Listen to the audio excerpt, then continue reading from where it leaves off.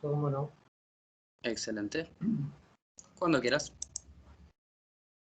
Bueno, muy buenas tardes a todos. Un placer encontrarnos de esta forma en este año especial, diferente a como estamos habituados a hacer las capacitaciones en el Instituto de Estudios Judiciales, pero ayornándonos a la realidad que nos toca atravesar. Hay algunas cuestiones técnicas que precisar. Me adhiero entonces a lo que decía recién Fernando, por una cuestión sencillamente de organización y de que esto posiblemente nos haga falta todavía un poco más de tiempo para terminar de familiarizarnos con toda esta realidad tan virtual. Me parece que sería ideal entonces dejar simplemente por ese motivo las preguntas para el final. No es lo que habitualmente hago en las capacitaciones presenciales, pero entre los inconvenientes de conexión y demás cuestiones me parece que es lo más recomendable, al menos en esta ocasión. De manera que unos 15 minutos antes de la hora prevista para la finalización, yo voy a abrir espacio para preguntas y ahí, bueno, me harán todas las que ustedes consideren pertinentes. Por favor, también les reitero yo el pedido de silenciar micrófonos, si no esto es una convergencia de ruidos de todos nuestros hogares o lugares de trabajo y si es imposible desarrollar la capacitación. Bueno, hipoteca y pandemia. De alguna manera tenemos que reordenarnos. Está terminando el año y con un sacudón de cabeza tenemos que empezar a entender un poquitito qué fue lo que pasó y qué es lo que va a suceder con este tema a partir del inicio del año 2021. Lo cierto es que ha sido un año también jurídicamente difícil, judicialmente difícil, para los abogados también difícil, para todo el mundo. Y en algún punto yo siempre, a lo largo de todas las capacitaciones que fuimos impartiendo este año, todas en una modalidad virtual prácticamente, siempre resalto que creo que esto nos ha motivado también a nosotros en nuestro ámbito a experimentar un desafío de cambio absoluto de nuestro razonamiento, de nuestra forma de pensar el derecho. Nosotros somos un sector de la ciencia que está muy encauzado, muy enfocado en una interpretación demasiado técnica. Y esto nos motivó a atravesar momentos en los cuales tuvimos que desprendernos de esa costumbre de ser tan técnicos a la hora de interpretar una norma. Tanto es así que muchas de las cuestiones que nosotros hoy implementamos carecen de una normativa, al menos en sentido formal. Hoy estamos trabajando en un procedimiento judicial que en una buena medida no obedece a un código procesal civil y comercial vigente, que se ajusta más a acordadas de cortes, a resoluciones de tribunales, a la normativa adjetiva que en rigor de verdad tenemos que aplicar. Nos sucede también en cuestiones de fondo. Hoy vamos a hablar de distintas cuestiones vinculadas al quehacer registral que no responden en rigor de verdad a la 17.801 y que hubieran merecido en algunos casos la sanción de una ley nacional, de una ley en sentido formal, y esa ley en sentido formal no llegó. Al principio tuvimos un Congreso de la Nación que no sesionó y después tuvimos un Congreso de la Nación que sesionó para otras cosas, pero no para esto. Entonces, lo cierto es que nos generó un gran desafío. Y siempre les decía, yo comparo todo esto que sucedió con la sensación en términos de análisis jurídico de un sismo. Y esto no es una cuestión ni apocalíptica, ni mucho menos, ¿no? Pero para aquellos que en algún momento tuvimos la ocasión de vivenciar un sismo, sabemos que el suelo se mueve mucho tiempo, o mejor dicho, poco tiempo, y parece más de lo que sucedió. Todavía el suelo se está moviendo. Y nos va a suceder también que cuando deje de moverse, vamos a tener la sensación un tiempo más que sigue habiendo movimiento, aunque el rigor de verdad no lo haya. Y cuando el suelo se mueve, muchas cosas se desordenan. Muchos parámetros cambian, muchos criterios de interpretación tenemos el desafío de superarlos. Entonces, en rigor de verdad, yo creo que también va a haber una nueva normalidad en sentido. Y esto es un poco el llamado a una nueva, a un nuevo horizonte de interpretación del derecho. Este curso, Hipoteca y Pandemia, esta disertación que a lo largo de todo este año fui dando en distintas ocasiones y todavía tengo que seguir dando en otros ámbitos, no es más que un llamado a esta interpretación un poco innovadora del derecho. Nos vamos a poner un poquito más flexibles porque no hemos tenido otra opción y nos ha sucedido a todos. Yo voy a compartir a partir de ahora un PowerPoint que por supuesto, hacemos siempre, va a quedar como material adicional de esta capacitación. Y en este PowerPoint, antes de hablar específicamente de qué sucede con el derecho real de hipoteca, con distintos aspectos en pandemia, con los dos decretos de necesidad y urgencia de los que nosotros vamos a hablar, me refiero tanto al 319 como al 767, yo quiero que ingresemos por favor de la mano de un análisis general en torno a qué ha sucedido con los derechos reales y la pandemia, y qué ha sucedido con el servicio registral y la pandemia, y qué ha sucedido con la función notarial y la pandemia. Porque la pandemia nos ha llevado primero a atravesar unos largos meses interminables, ni nosotros sabíamos cuánto tiempo iba a ser, del llamado aislamiento preventivo social y obligatorio, y pasar después a una etapa como la que tenemos actualmente de distanciamiento social, en la cual no tenemos en principio una regla de prohibición de circular y nos permite hoy poder movernos dentro del ámbito del ejercicio de una función notarial y de una función registral medianamente normalizada, pero no es la realidad que hemos atravesado en la mayor parte del país. Y lo cierto es que cuando nosotros nos dirigimos a un auditorio fundamentalmente judicial o abogadil, nos estamos dirigiendo hacia sectores, lo digo como abogado ejerciente, nos estamos dirigiendo hacia sectores que usualmente estos inconvenientes que pudo haber generado el funcionamiento anómalo del servicio registral, de la función notarial, del ejercicio de la profesión, lo vamos a empezar a ver un poquito más adelante. Por eso la importancia de capacitarnos sobre estos asuntos, ¿sí? Entonces, a partir de ahora, Fernando, si estás presente, yo voy a pedirte que me confirmes cuando te pregunte si efectivamente se está pudiendo ver el archivo. Ok, ok, perfecto. El sistema es, como todo sistema, está atravesando también un momento de pandemia. Entonces ahora vamos a ver si encuentro la ventana de mi PowerPoint. Como verás, Fernando, cuando hicimos la prueba la ventana aparecía y ahora no. ¿Podés volver para atrás? Sí. Cliquea la opción de la que está a la derecha del micrófono que dice compartir contenido. Sí. Y confirmame ahora si te aparece en alguna ventana el Power. No, por eso. No bueno, entonces vamos a la opción escritorio, a la primera. Escritorio, bien. Cliqueala. Y esto nos va a mostrar tu pantalla. Desde ahí vos vas al Power. No sé si ya tildaste la opción de escritorio. Bueno, yo ya tildé la opción de escritorio y me figura como que estoy compartiendo. Bien, perfecto. Ahora abrís el Power y lo vemos. Yo abro el Power y se supone que ustedes lo tienen todo. Estamos viendo tu pantalla nosotros en este momento, todo lo que vos hagas. Perfecto.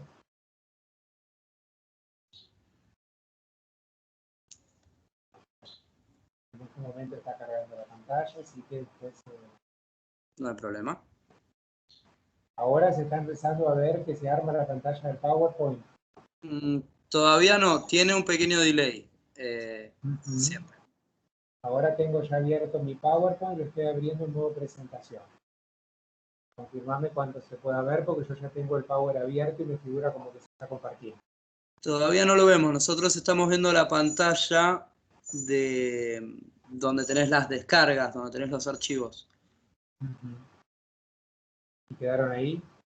Quedamos ahí. Vamos a volver para atrás. Volvamos para atrás y deja de compartir. Cliquead en donde antes estaba la flechita, que ahora hay una cruz. Sí. Para dejar de compartir. Ahí dejaste de compartir, perfecto. Y vamos de vuelta. Vamos a ver si esta vez desde ventana podemos mejor. Ahí desde ventana ahora me aparece el Power, así que me parece que ahí va a ser mejor. Mejor, sí. ¿Lo ven? A ver, todavía no. Ahora sí, perfecto. Perfecto. Excelente. Y ahora voy a modo presentación y ya lo ven. Bárbaro. Ahí estamos. Bueno, esto es la capacitación virtual en vivo. Bueno, es así. Muy bien. Hipoteca y pandemia, este será un archivo que después voy a enviar al instituto para que ustedes lo puedan tener como material de estudio.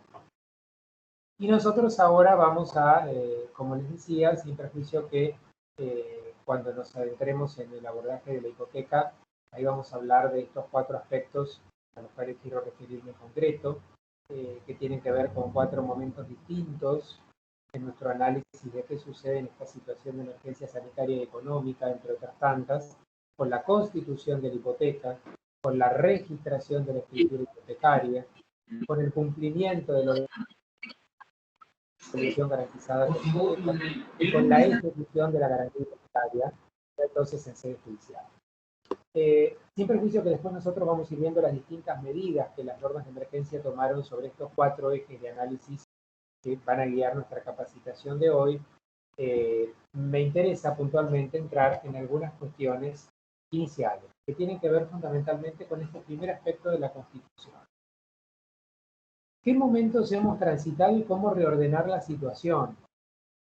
Nosotros, por supuesto, tuvimos durante un primer tiempo, recordemos en esto, rearmemos un poquito el calendario 2020, donde tuvimos una situación de creída normalidad hasta el día, concretamente 20 de marzo de 2020, en el que inició, como ya todos sabemos, la medida de aislamiento social preventivo y obligatorio, ¿sí? Que en su momento dispuso el decreto de necesidad de urgencia 227 del 2020 y su prórroga. ¿Sí? Lo cierto es que a partir del 20 de marzo comienza una serie de medidas de emergencia que a nosotros nos impidieron, en principio, la circulación hasta que ese aislamiento se transformó en distanciamiento en forma paulatina. Esa imposibilidad de reunirnos, esa prohibición que el artículo 5 de aquel decreto establecía de que hubiera reuniones de personas, esa suspensión en la mayoría de los casos de la prestación normal de distintos servicios públicos en distintas áreas sociales, determinó que nos hiciéramos esta pregunta, que muchos nos hicimos desde la producción editorial escrita en aquellos tiempos de los meses de marzo, abril y mayo. ¿Realmente estábamos en una situación en la que se podía constituir, transmitir, declarar, modificar o extinguir derechos reales sobre inmuebles en un contexto como el del aislamiento o hoy el del distanciamiento? En el caso de la época de aislamiento, fundamentalmente los primeros tiempos, recordemos esos últimos 11 días de marzo y el mes de abril, fundamentalmente, hasta la primera semana de mayo, que fue la época del ASPO más duro, o sea, del aislamiento social preventivo y obligatorio más rígido, prácticamente podíamos decir que la regla, la norma, era que era materialmente imposible llegar a constituir, transmitir, declarar, modificar o extinguir derechos reales sobre inmuebles. Porque lo cierto es que yo necesito, como todos nosotros sabemos, formalizar estos actos, a los cuales me refería recién por acto de escritura pública. Y bien sabemos que para que haya un acto de escritura pública necesito estar en presencia de un notario. Y también sabemos que para estar en presencia de un notario, como regla general, la escritura pública se autoriza en la sede de una notaría. Y también sabemos que aun cuando excepcionalmente el notario pueda constituirse fuera de la sede de la notaría, va a ser siempre en el ámbito de una reunión de personas, por mínimo que sea el número de esa reunión. Porque sabemos perfectamente que las propias normas que gobiernan la regulación de las escrituras públicas como especie de instrumentos públicos demandan que haya una presencia de las partes frente al notario y cuando sean también necesarios los testigos, de los testigos. Entonces, ¿cómo hacíamos para eventualmente responder esa situación? Bueno, durante toda esa primera etapa del núcleo más duro del ASPO, fue materialmente prácticamente improbable la constitución o transmisión de derechos reales sobre. No quiero decir que no los hubiera, y de la mano de esto me refiero concretamente a la hipoteca también, sino que solamente podía haberlos ante las llamadas situaciones de excepción, los famosos casos de fuerza mayor o situaciones de excepcionalidad en los que podía eventualmente, y reitero, excepcionalmente, prestarse el servicio notarial, porque como regla general estaba suspendido. Luego vino una época de apertura paulatina que fue también heterogénea y sigue marcando una cierta heterogeneidad en distintas demarcaciones de nuestro país. No nos olvidemos nosotros que luego empezamos una época en la cual se fue descomprimiendo en más o en menos el aislamiento social preventivo y obligatorio para transformarse en distanciamiento de acuerdo a la situación sanitaria de cada una de las demarcaciones territoriales que componen nuestro país.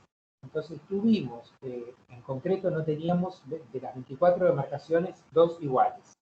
Teníamos algunas en que la función notarial estaba más descomprimida, otras en las que la función notarial estaba menos comprimida, otras en las que teníamos al servicio registral más comprometido, en otras no. Va de suyo también que nosotros tenemos demarcaciones en las que el servicio registral forma parte del Poder Ejecutivo y otras en las que forma parte del Poder Judicial. O sea que teníamos un muestrario de 24 realidades jurídicas y prácticas diferentes. Con eso, en cada demarcación era necesario sentarse, analizar qué momento se atravesaba, en qué situación estaba la prestación del servicio notarial, en qué situación estaba la prestación del servicio registral, para saber si se podía o no se podía constituir o no un hipoteca. Lo cierto es que en los primeros meses de aislamiento social preventivo obligatorio, pragmáticamente la situación de la constitución de nuevas hipotecas estaba frenada, estaba paralizada, no había actividad bancaria tampoco. Entonces, o prácticamente no la había. De manera que lo cierto es que la constitución inicialmente estuvo durante la mayor parte de este año pragmáticamente paralizada. Lo que no significa que ahora, sobre todo desde la conversión y desde el pasaje del aislamiento al distanciamiento, no se esté empezando paulatinamente a reanudar en la medida de lo posible, también como una medida de impulso a la regeneración de la actividad económica después de tremenda crisis a nivel mundial, la generación y constitución de nuevos créditos hipotecarios para tratar de fomentar fundamentalmente el impulso a ciertas actividades económicas. Ahora bien, al margen de todo lo que nosotros podemos mencionar en torno a la constitución de hipotecas en tiempos de aislamiento y distanciamiento, tenemos otra situación en la que yo me quiero detener y que tiene que ver en términos generales con lo que ha sucedido con la prestación del servicio registrado y en qué situación se encontraron los registros de la propiedad inmueble frente a los tiempos de pandemia. Fundamentalmente nosotros hemos tenido, si quisiéramos tratar de visualizar esto a grandes rasgos, un primer periodo hasta la primera quincena de junio, aproximadamente esto coincidió en todas las demarcaciones, un poco más, un poco menos, y un segundo periodo de apertura paulatina desde. ¿Bien? Nosotros tenemos 4 puntos que analizar. La suspensión de plazos registrales es una cuestión a la cual me voy a referir primero en términos generales. Después me voy a referir a un artículo puntual del DNU 319 del 2020 que tiene que ver con respecto a un plazo concreto de las inscripciones hipotecarias y de determinadas cautelares específicamente. Pero eso lo vamos a dejar para la última parte de la capacitación. Ahora me estoy refiriendo a los plazos registrales en general. Ante todo, empecemos por el análisis rígido, el formal, al que nosotros estamos habituados. Los plazos registrales surgen ¿de qué ley? De la ley 17.801. ¿De acuerdo? Bien. Con lo cual, ley nacional, ley en sentido formal, ley emanada del Congreso de la Nación, lo que me conlleva a analizar y a concluir que si yo quisiera suspender plazos de una ley nacional, eso debería suceder a través de un instrumento normativo nacional de la misma naturaleza y jerarquía. Quiere decir esto que si nos vamos a poner a analizar esta cuestión desde el punto de vista constitucional, hubiera sido necesaria una ley nacional que suspendiera los plazos del registro. ¿Era posible, que es la gran pregunta, en marzo de este año, que sesionara el Congreso para una ley nacional? No, no era posible. ¿Hubiera sido posible un decreto de necesidad y urgencia? Hubiera sido posible, pero en el sentido que yo estoy planteando ahora, no lo hubo.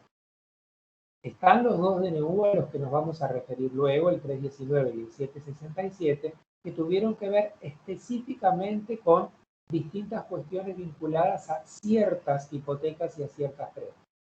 Pero no hubo ningún DNU que se refiriera en términos generales a los plazos registrales. Entonces, la suspensión de plazos en las distintas demarcaciones de nuestro país surgió o de normas provinciales, leyes provinciales en el mejor de los casos, o de una disposición técnico-registral en la mayoría de los casos. En algunos casos de alguna acordada de corte, me refiero a las provincias en las que el registro de la propiedad inmueble funciona dentro del ámbito del Poder Judicial. En algunos otros casos de un decreto provincial. ¿Quiere decir esto que hubo un desorden normativo? Sí, una dispersión normativa. También vamos a ser sinceros, hagamos un pareo. No nos olvidemos que muchas provincias, la nuestra entre otras, también en otras ocasiones hubieron suspensiones de plazos dispuestas por disposiciones técnico-registrales, por ejemplo, por conflictos gremiales de registro. Con lo cual, tampoco estamos hablando de una cuestión innovadora y que es la primera vez en la historia registral argentina o bonaerense que sucede. Pero lo que sucede es que esta vez realmente la premura de la situación lo justificaba. Con lo cual, anticipo mi opinión. Si bien es cierto, y esto más allá de mi opinión, es la realidad tal como se presentó y se nos impuso. Si bien es cierto que hubiera correspondido una ley nacional o mínimamente un decreto de necesidad y urgencia, que luego, por imperio de la aplicación de la ley que gobierna ese tipo de normas administrativas, quedara convertido en ley, pero que inicial o posteriormente haya sido una ley nacional la que me hubiera suspendido plazo dado por otra ley nacional, no es menos cierto que en la práctica esos plazos no hubieran surgido. Entonces, analicemos si esta suspensión de plazos, más allá de la cuestión formal de cuál es la norma de la cual surgió, me ocurrió en cuál de estos cuatro momentos. Si sucedió antes de pedirse los certificados registrales, si sucedió entre los certificados registrales y la escritura pública, si sucedió después de la escritura pública y antes de que el escribano pida su inscripción, o si sucedió una vez que ya había ingresado la escritura pública con la rogación de inscripción al registro de la propiedad. Porque esto nos ayuda a entender también la situación en que han quedado aquellas hipotecas al borde de su constitución o constituidas pero todavía no inscritas al día en que entró en vigencia el aislamiento social preventivo y obligatorio y de la noche a la mañana nos tuvimos que guardar todos en casa. Entonces, yo le propongo repasar un poquito ciertas cuestiones registrales para poder comprender cuál fue el primer impacto del ASPO en su momento y retroceder un poquito a marzo de 2020. Trabajemos con esta línea de tiempo. Nosotros sabemos que registralmente todo empieza cuando yo requiero los servicios de un notario, y en este caso estamos imaginando que yo requerí los servicios de un notario en marzo de 2020 para la constitución de una hipoteca. Todo empieza con una de las tantas labores preescriturarias que tiene el escribano, esto es de las tareas que tiene que cumplir con anterioridad a la escritura pública, que tiene que ver con la solicitud por parte de él y la expedición por parte del registro de la propiedad inmueble de los llamados certificados registrales. ¿A qué nos referimos con estos certificados registrales? A aquellos que para ciertos actos, entre ellos la constitución de derechos reales, me reservan una prioridad, lo que en la práctica se da en llamar, muy mal por cierto, bloqueo de matrícula. ¿Sí? Luego, si a alguno le interesa, le explico para no correrme tanto de tema porque es incorrecto hablar de un bloqueo. ¿Bien? Entonces, todo empieza con esta historia, la expedición de certificados. El escribano va a pedir que se expida certificado de dominio y certificado de dimisión, y estos certificados van a tener un determinado plazo de vigencia, que será de 15, 25 o 30 días, según sea el lugar de situación de su notaría, así llamamos nosotros técnicamente a la escribanía, en relación a la ciudad en la que tiene asiento el registro de la propiedad inmueble correspondiente.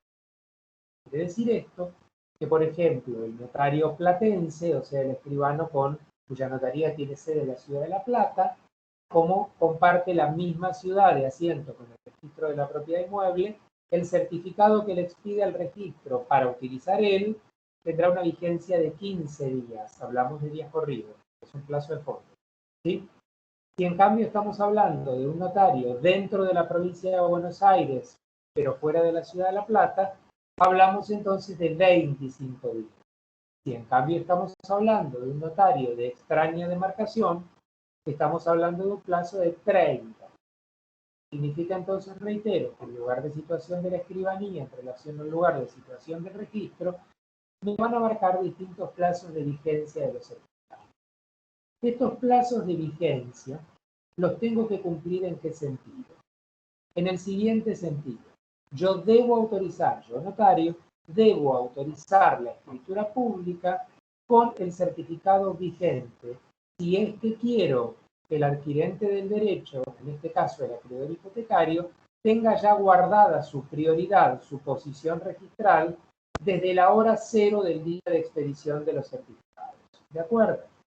Entonces, ¿qué me sucede si en este primer tiempo aparece el plazo de suspensión? ¿Sí? Imaginemos.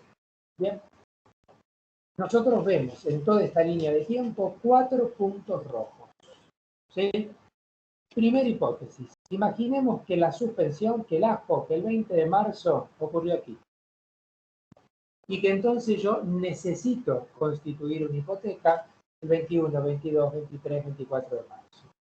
Tenía posibilidad de ir por entonces a una escribanía y requerir los servicios de un notario para la constitución de una hipoteca. La regla es que no, salvo los casos en que se pudiera justificar de algún modo que había un caso de fuerza mayor o de extrema necesidad de constituir esa hipoteca. Lo cual, en términos hipotecarios, puede ser bastante subjetiva la calificación de esa urgencia. Lo cierto es que la calificación de la urgencia era una cuestión que tenía que ver con el quehacer notarial. Y esto es muy importante comprender. Era, en definitiva, el notario el que calificaba la emergencia en el acto o no. Y en función de esa calificación que hiciera, o negaba la prestación del servicio notarial con fundamento en el acto, ¿bien? O de lo contrario, prestaba el servicio dentro del marco de la excepcionalidad o de la fuerza. Por supuesto, su elección, su calificación, era bajo su responsabilidad. Y los distintos colegios notariales habían previsto distintos mecanismos de contralor a punto tal que en varias demarcaciones, como fue por ejemplo el caso de la provincia de Buenos Aires, se contempló que del propio texto escriturario tenía que surgir los motivos por los cuales se entendía que excepcionalmente se había prestado el servicio notarial. ¿De acuerdo? Entonces, de ninguna manera era algo que tenía que calificar el registro, de ninguna manera es algo que pueda, y esto es muy importante, comprometer la validez del acto. Vamos a suponer, y esto es importante entenderlo, vamos a suponer que frente a un requerimiento, un notario incumplió en su momento el decreto de necesidad de urgencia 297 que imponía inicialmente el aislamiento social preventivo y obligatorio, y fuera de una situación de fuerza mayor o excepcionalidad, autorizó una escritura pública de constitución de hipoteca violando la normativa de emergencia sanitaria. ¿Es válida la hipoteca? Sí, a menos que merezca sanción de nulidad por otro motivo. Pero la infracción a la normativa de emergencia no compromete la validez del acto jurídico, compromete la responsabilidad del notario. Al ser una infracción a la situación de emergencia sanitaria, habrá sido pasible el notario, o lo será, de las sanciones que correspondan por haber violado el acto. Pero de ninguna manera esto tiene una incidencia en la validez del acto instrumentado en la escritura pública. Esto es importante tenerlo claro. Con lo cual, de ninguna manera, ni de la misma forma que lo decía en su momento para las inscripciones a los registradores, pero de ninguna manera a la hora de una ejecución hipotecaria, pretendamos examinar si a la época en que se autorizó la escritura estábamos en el ASPO o en el DISPO y si me surge o no me surge el instrumento, si se prestó el servicio notarial en el marco de la excepcionalidad de la fuerza mayor o ver si se infringió o no la norma, porque para eso están las autoridades competentes. Y no es una cuestión que tenga que ventilarse en el marco, por ejemplo, de una ejecución hipotecaria, porque claramente no tiene que ver para nada con la habilidad y validez del título ejecutivo. ¿Bien? Lo cierto es que entonces yo tenía muy acotada, prácticamente acorralada, la posibilidad de ir a pedir, a requerir los servicios notariales cuando ya había iniciado el acto, ¿sí? Para que posteriormente se expidan los certificados, se autorice la escritura pública y se ruegue la inscripción. Bien, esta sería la primera hipótesis de situación. Segunda situación, cambiemos absolutamente la hipótesis fáctica. Imaginemos que el 20 de marzo nos encontró aquí, con los certificados ya expedidos. Aquí les cuento que empieza a discutirse mucho más con qué amplitud vamos a interpretar aquella famosa fuerza mayor del artículo sexto del decreto de necesidad de urgencia 297. ¿Sí? Imaginemos que nos encontró aquí. El día 15 de marzo se habían expedido los certificados y el escribano ya estaba preparando la escritura y estábamos con el dinero preparado. Si quieren imaginar, miren, la hipoteca bancaria y la hipoteca entre particulares, imaginen la que ustedes quieran. Y estábamos ya a punto de firmar la hipoteca. Tal vez la escritura se iba a firmar el 21, el 22, el 23. Y de pronto nos encontramos que con el ASPO teníamos prohibición de circular, salvo para casos de fuerza mayor. La pregunta es, ¿se considera en estos casos que había casos de fuerza mayor? Y francamente, frente a estas situaciones, si uno quiere que se contemple la idea de justicia, debiéramos decir entonces que correspondía analizarlo en cada caso. No sería justo ni decir que en todos los casos, en toda constitución de hipoteca hay un caso de fuerza mayor excepcionalidad, ni tampoco que en ningún caso lo hay. Pueden existir casos en los que la constitución de la hipoteca tenga que ver con la tutela de la vivienda, con la protección de ciertas situaciones puntuales ligadas a otras situaciones de excepción. La cuestión merecía un análisis concreto en cada caso. Pero vuelvo a lo mismo. Aun si la normativa de emergencia sanitaria se hubiera infringido, eso de ninguna manera puede comprometer la validez del acto.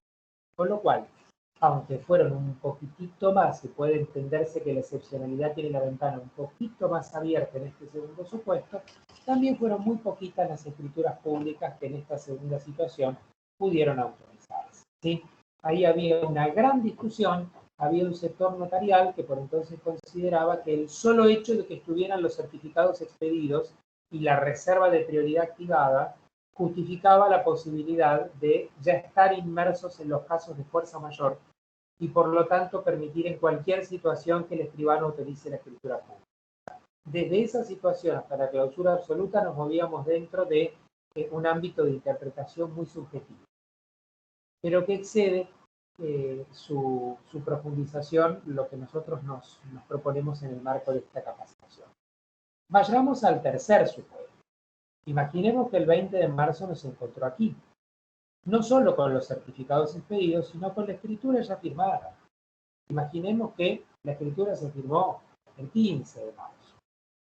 Y aquí entonces las partes ya no necesitan trasladarse a la escritura pública. Aquí ya no tenemos el problema de que nos estuviéramos reuniendo personas e infringiendo la prohibición del artículo 5 del 297, sino que en rigor de verdad, aquí el problema lo tenía el notario que tenía que circular y trasladarse hasta el registro de la propiedad, y el registro de la propiedad que tenía que recibir un título que por entonces no estaba recibiendo. Entonces, ¿en qué situación nos encontrábamos aquí? Aquí nos encontramos con una situación en la que el notario le había quedado pendiente no ya los actos preescriturarios y la autorización de la escritura, que por hipótesis sucedieron antes del inicio del acto, sino en rigor de verdad del acto post-escriturario por excelencia, que es la solicitud o rogación de inscripción del título que eligió. Puede entenderse entonces que había una excepcionalidad, y yo creo que aquí la ventana se abre todavía un poco más. Yo ya tengo una situación consolidada. Tengo un certificado expedido, una escritura pública ya firmada, una hipoteca ya constituida, a la que estaría negando publicidad registral. Pero lo cierto es que esto dependía también de que el registro tuviera o no tuviera abiertas sus puertas para recibir títulos de inscripción. Entonces, aquí también nos atropellaba un poco la realidad más allá de lo que pudiéramos hablar quienes estamos en el mundo académico, porque si la ventanilla del registro estaba cerrada y el registro todavía no había llegado a trabajar con un grado de informatización tal que permitiera, aunque sea un ingreso provisional de un documento escaneado, Lo cierto es que esto no me iba a permitir en concreto rogar la inscripción del título. ¿Se entiende? Vamos a la cuarta hipótesis. Situaciones de título ya autorizados, con la escritura ya ingresada al registro de la propiedad, pero con el asco que inició, supongamos, al día siguiente o a la semana siguiente. Por supuesto que el título en principio no me va a volver inscrito. Este sería el caso que menos nos preocupaba, porque en tanto la escritura ya había ingresado al registro de la propiedad.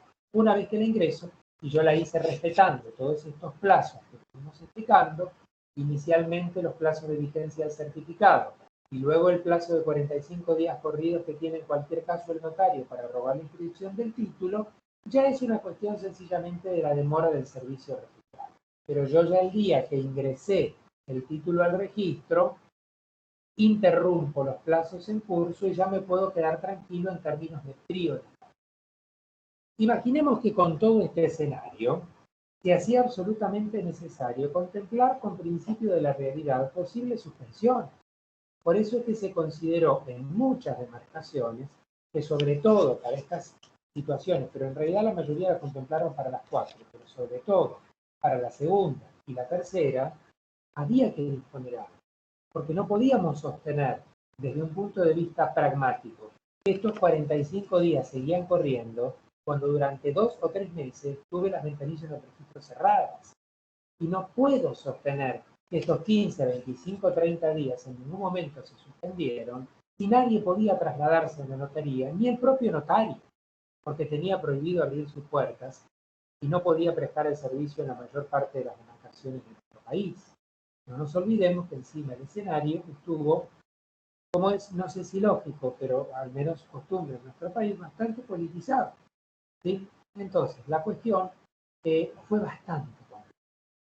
Pero lo que más me interesa contemplar en estos casos es que yo creo que debemos llamarnos a que ante una situación de tamaña gravedad, de tamaña urgencia y de tamaña sorpresa, como fue para nosotros el 20 de marzo encontrarnos en esta situación, en la cual apenas se empezó a hablar seriamente de una pandemia, unos 3 o 4 días antes de aquello, tenemos que admitir que esa suspensión de plazos, aunque no haya surgido de una norma nacional, operó.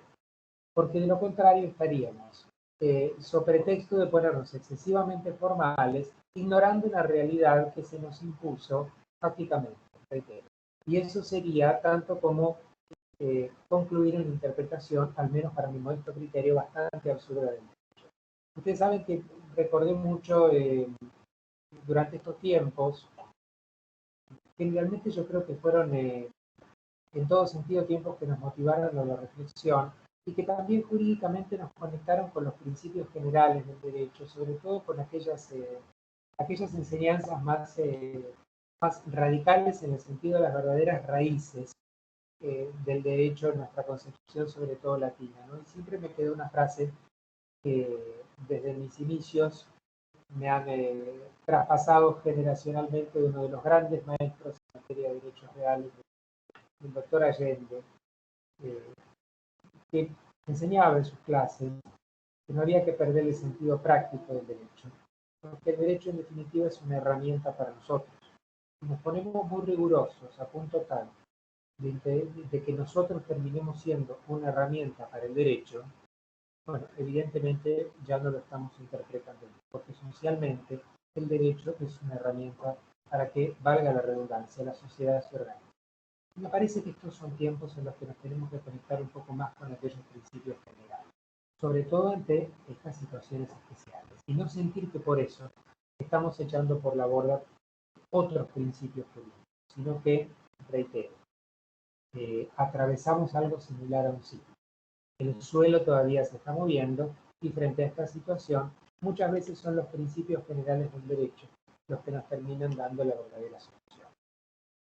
Luego de estas aclaraciones generales en materia de función notarial y servicio registral, que tienen que ver con los dos primeros aspectos que yo quise resaltar de las hipotecas, que es lo que me sucede cuando llega el aislamiento social preventivo obligatorio con la constitución de nuevas hipotecas o la registración de títulos hipotecarios ya autorizados, nos vamos a meter un poquito en las medidas de emergencia en materia hipotecaria. Y vamos a tratar de ir armando nuevas líneas de tiempo. Y fundamentalmente ir aclarando algunos conceptos que, una vez más, lamentablemente, la difusión conceptual de los distintos medios de prensa ayudaron en algunos casos muy poco a comprender el verdadero alcance de esta. Nosotros tenemos dos decretos de necesidad y urgencia que vamos a analizar solamente en la parte correspondiente a hipotecas, porque es el tema que nos convoca para esta capacitación en atención a su derecho. La normativa de emergencia en materia hipotecaria se compone esencialmente de este DNU 319 del 2020, que entra a regir algunos días después del ASPO. El ASPO empieza a regir en la hora 0 del día 20 de marzo de 2020, y este DNU 319, junto con el 320 de alquileres, salieron los dos juntos, comenzó a regir el día 29 de marzo, o sea, 9 días después. ¿Bien? Con lo cual, el 29 de marzo de 2020 es una fecha clave para que nosotros comencemos a interpretar la situación de esta situación. Y luego, el DNU 767 establece, además de una prórroga, otras medidas adicionales que justifican que tengamos que interpretar ambas normas. De hecho, hoy se puede decir que están en vigencia los dos decretos de necesidad y urgencia, por lo que vamos a ir conociendo de a poco. ¿Bien? Ante todo, hay que tener en cuenta cuál fue el ámbito de aplicación inicial del DNU 319 del 2020 para no generar confusión. Fundamentalmente porque nosotros, si bien ya estamos acostumbrados a que las normas jurídicas que aparecen en los últimos tiempos distan mucho de la precisión semántica que uno quisiera encontrar en las normas para que su interpretación sea lo más segura posible desde el punto de vista jurídico, lo cierto es que imaginemos que si ya las normas salen mal redactadas del Congreso de la Nación, donde se supone que tuvieron tiempo para proyectarlas, analizarlas, debatirlas y corregirlas, imaginen ustedes cómo pueden salir las normas argentinas con un decreto de necesidad de urgencia en medio de tremendo desastre como fue el de la pandemia en marzo de este año. ¿Sí? Entonces, la verdad es que todas estas normas que vamos a interpretar, interpretémoslas con benevolencia. ¿Sí? No seamos tan críticos como solemos ser, aunque a veces les confieso que es inevitable. El 319 del 2020 tiene una especie de discordancia entre los considerandos y la parte dispositiva. Porque cuando uno empieza a leer los considerandos, pareciera que en la parte dispositiva se va a encontrar normas que se van a aplicar solamente a las hipotecas UVA. Y después, cuando entramos a la parte dispositiva, nos damos cuenta que las normas no se aplican solamente a las hipotecas UVA. ¿Bien? Entonces, lo primero que tenemos que tener en cuenta, ¿cuáles son las hipotecas alcanzadas por el DNU 319 del 2020? Si yo tengo una discordancia, como algunos interpretamos que sí, entre los considerandos del DNU y la parte dispositiva, no vamos a tardar mucho en concluir que ante esta discordancia prevalece la parte dispositiva. ¿Bien? Con lo cual, voy a atender esencialmente a aquello que surge del articulado del DNU 319 del 2020, que se refiere concretamente a dos garantías reales, como ciertas hipotecas y ciertas prendas. Yo el tema de las prendas ahora simplemente lo menciono y luego la aparto porque la capacitación se enfoca en materia hipotecaria. Pero si ustedes observan, esto que no es sino desmenuzar los dos primeros artículos del 319, en materia prendaria existe una limitación a los créditos prendarios actualizados por UVA. ¿Sí? UVA, UBI, de acuerdo a cómo quedaron reglamentados en cada demarcación. Pero cuando leemos esta norma referida a la cuestión hipotecaria, en ningún momento circunscribe la normativa que luego despliega a las hipotecas Ley 27271. Por favor, hago un paréntesis. Las hipotecas actualizables, indexables, de acuerdo a la medida, a las cláusulas UBI o UVA, son las hipotecas constituidas con arreglo a la Ley 27.271. La famosa Ley Cobos, que permitió excepcionalmente, supuestamente, indexar obligaciones minerarias, aunque yo tengo la convicción de que no se trata de obligaciones dinerarias, sino que se trata en rigor de verdad de obligaciones de valor, ¿sí?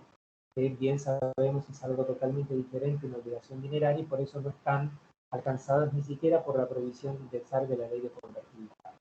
Pero lo cierto es que más allá de esa precisión que quiero hacer, y después la aclaro si a partir de la pregunta de alguno de ustedes merece la pena hacerlo, lo cierto es que en ningún momento el DNU se circunscribe a esas hipotecas.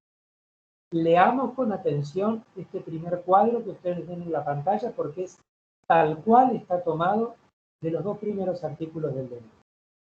Se trata de hipotecas que recaigan sobre inmuebles destinados a vivienda única y que se encuentren ocupados por el deudor hipotecario o su sucesor. Con lo cual, son hipotecas que mientras cumplan estos dos requisitos, sean o no hipotecas ley 27271, están alcanzadas por esta norma. Son muchas más hipotecas de las que inicialmente se creyeron. Y en su momento la prensa había dado a conocer que se trataba de las hipotecas con ajuste. Tanto es así que al principio llegaron a salir normas reglamentarias que únicamente se referían a las hipotecas con cláusula de ajuste. Y esto de ninguna manera había sido lo que él denunció. Desmenucemos un poquito esto. Para que la hipoteca esté alcanzada por la normativa de emergencia que nosotros vamos a analizar, tiene que cumplirse dos requisitos. El primero tiene que ver con el destino del inmueble hipotecado, el segundo tiene que ver con su estado de ocupación. En cuanto al destino, la norma es clara, vivienda única. ¿Bien? ¿Cómo acredito yo este destino? Bueno, yo creo que en esto nos va a servir un poco, y nos viene sirviendo bastante, toda la doctrina y jurisprudencia que se ha escrito en relación a la normativa local que en anteriores ocasiones se ha dictado en materia de suspensión de ejecuciones hipotecarias, que todos nosotros tenemos presentes, normas bonaerenses de la ciudad autónoma, de otras provincias, en las cuales, generalmente con sucesivas prórrogas, se suspendía el lanzamiento, o sea, la etapa de lanzamiento, las ejecuciones de los inmuebles destinados a vivienda única, hasta tanto se resuelva la necesidad habitacional de las personas vulnerables, o como esté dispuesto en cada caso, en cada franja temporal y en cada demarcación, ¿sí? Lo que me interesa es que, en líneas generales, en principio, el carácter de vivienda única es una cuestión que inicialmente se considera satisfecho con la manifestación escrituraria, salvo que la otra parte pueda rendir prueba contraria. Con lo cual, la manifestación escrituraria genera una suerte de presunción sobre la materia. En líneas generales, aunque esto no es un parámetro de interpretación.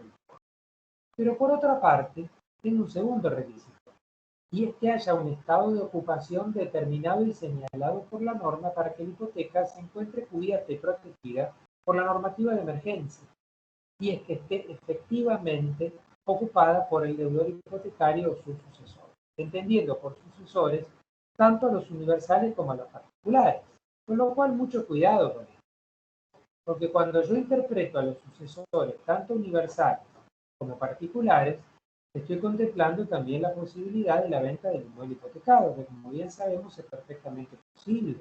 Con lo cual, sea el mismo deudor hipotecario con su grupo familiar el que esté ocupado, sea el que le compró el inmueble hipotecado, o en esta idea de sucesor, ¿por qué no? Algún locatario del inmueble hipotecado, ¿sí? Mientras se respete el destino de vivienda única, va a mantener entonces cubierta por estas normas de mercado. Entonces empezaron los primeros cuestionamientos en su momento. Pero como si vendió el inmueble hipotecado, se lo está protegiendo si él ya no tiene su vivienda. Él no, pero el que se lo compró sí. Y esta situación de emergencia nos alcanza a todos. ¿Se entiende esto? Con lo cual, en rigor de verdad, hay distintas cuestiones que se tienen que ir analizando. Fundamentalmente, la idea de sucesor. Y esto es algo sobre lo cual nosotros, por supuesto, no tenemos todavía jurisprudencia. ¿Sucesor en qué? ¿Solamente en el dominio o sucesor también en la deuda? Porque esto es una pregunta muy interesante. Para el caso en que se haya vendido el inmueble hipotecado, nosotros recordemos brevemente que en cualquier hipoteca, más allá de que sea usual que sobre todo en las hipotecas bancarias aparezcan cláusulas de estilo donde el deudor constituyente de la hipoteca tiene prohibido prácticamente respirar, porque por cualquier motivo caen los plazos, ¿sí? y se le hace exigible el total remanente, entonces le prohíben vender, le retienen el testimonio y una serie de actos ilícitos y de cláusulas nulas. Pero lo cierto es que sabemos que una de las facultades que conserva el titular de dominio luego de constituir una hipoteca es la posibilidad de transmitir el dominio. Lo tiene, ni más ni menos, por el mismo funciones, pero puede transmitir. Entonces ahí tengo un sucesor en el dominio. Pero si yo a este adquirente del dominio del inmueble hipotecado no le transmito también la deuda, recordemos que el dominio pudo haber salido de mi patrimonio, pero la deuda quedó aquí. Para que se transmita la deuda, necesito, además del consentimiento del adquirente y mío como transmitente de la deuda, el consentimiento del acreedor, con lo cual el consentimiento del acreedor hipotecario. Si yo no tengo el consentimiento del acreedor hipotecario, no hay desplazamiento de la deuda de mi patrimonio al patrimonio de la deuda. Esto por la normativa aplicable en materia de obligación. Solamente cuando el acreedor consiente presta su conformidad, hay una delegación. Delegación que es imperfecta si expresamente no me libera a mí, o delegación que es perfecta si viene acompañada de la total liberación del deudor original. ¿Por qué planteo esto? ¿Soy realmente, como comprador de un inmueble hipotecado, sucesor en los términos de los dos primeros artículos del DNU 319? ¿O para ser sucesor necesito también haber adquirido la deuda? ¿Entiende? Porque hay dos criterios de interpretación en los primeros. Un criterio que, de una forma más flexible, me dice, no, basta con ser sucesor en el dominio para que esta hipoteca quede cubierta por la normativa de emergencia. Francamente, es la interpretación en la cual me enrolo. Porque en rigor de verdad, si vamos a analizar, la idea acá es proteger la vivienda, no importa de qué, ¿sí? Estamos en una situación de emergencia económica, sanitaria, en todo sentido. Pero también están quienes interpretan que como la norma dice deudor hipotecario, se está refiriendo a un sucesor de la deuda. Entonces, para este caso, para que se comprenda, no sería sucesor de la deuda el adquirente del dominio del hipotecado que está habitando el inmueble, ¿sí?, que a su vez no hubiera adquirido también la deuda garantizada con hipoteca. Con lo cual, para ser práctico, en este caso, si el inmueble está ocupado por el adquirente de dominio que no resultó adquirente de la deuda, para algunos la hipoteca está comprendida y para otros. Yo creo que, insisto, debemos ser amplios y flexibles en la interpretación de estas normas. Es imperioso ser, porque la gravedad de la situación que nosotros atravesamos hace que, al menos en mi modesta opinión, no se torne aconsejable ponernos muy estrictos a la hora, o muy técnicos a la hora de interpretar el ámbito de aplicación de una norma que buscó abrazar y proteger, que busca abrazar y proteger la situación de la vivienda, y que en los propios considerandos de esta normativa aparece la protección de la vivienda, su acceso, su tutela frente a la agresión patrimonial de los acreedores, como una cuestión que también tiene rango constitucional. Aclarado este punto, una vez que nosotros tenemos más o menos claro, más allá de las distintas interpretaciones que se susciten al respecto, cuál es el ámbito de aplicación de estas normas y cuáles son las hipotecas comprendidas en ellas, vamos a ver cuáles son las medidas de emergencia dispuestas. Y tenemos en rigor de verdad 5, que son las que surgen del originario artículo de DNU 319, luego parcialmente modificado y que tendrá su sucedáneo en el 767 del 2020, que entró a regir a partir del 1 de octubre. Bueno, en rigor de verdad empezó a tener mayor importancia a partir del 1 de octubre del año, ¿sí? La primera medida es el congelamiento, luego tenemos la suspensión de ejecuciones, la suspensión de plazos de prescripción y caducidad, la situación de las deudas por falta de pago y, por último, ciertas inscripciones registrales en materia hipotecaria y de cautelares inscritas por orden judicial emanada de estos juicios hipotecarios. Vamos a ir uno a uno analizando estas distintas. Antes de ello, vamos a ver, con respecto a nosotros vamos a empezar a hablar del congelamiento de la primera medida.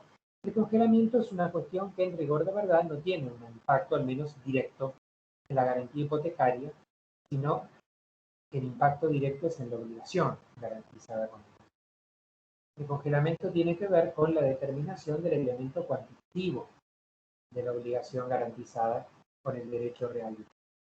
Entonces aquí tenemos que delinear claramente dos tramos de emergencia económica, como los vamos a llamar nosotros en esta parte de la actividad.